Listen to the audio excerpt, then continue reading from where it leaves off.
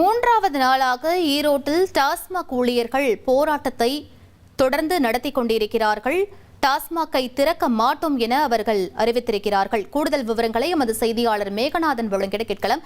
மேகநாதன், இவர்கள் தரப்பில் வைக்கக்கூடிய கோரிக்கை என்னவாக இருக்கிறது? அதிகாரிகள் யாரேனும் இவர்களிடம் பேச்சுவார்த்தையில் ஈடுபட்டார்களா? கள சூழலை பதிவு பண்ணுங்க. வணக்கம்.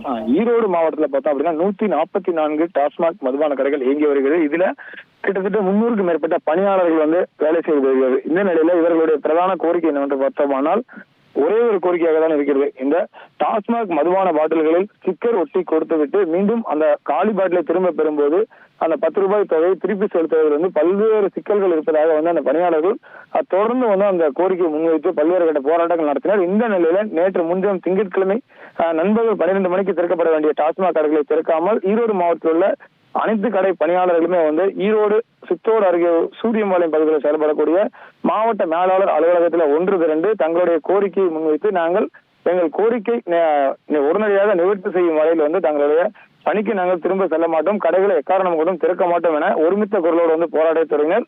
தொடர்ந்து அவர்களிடம் ஈரோடு மாவட்ட மேலாளர் மற்றும் கோவை மண்டல மேலாளர் ஆகியோர் பேச்சுவார்த்தை நடத்தியும் அந்த பேச்சுவார்த்தையில எந்தவித சுமூகமான உடன்பாடும் ஏற்படாத நிலையில நேற்றைய தினமும் அவர்கள் அந்த போராட்டத்தில் ஈடுபட்டனர்.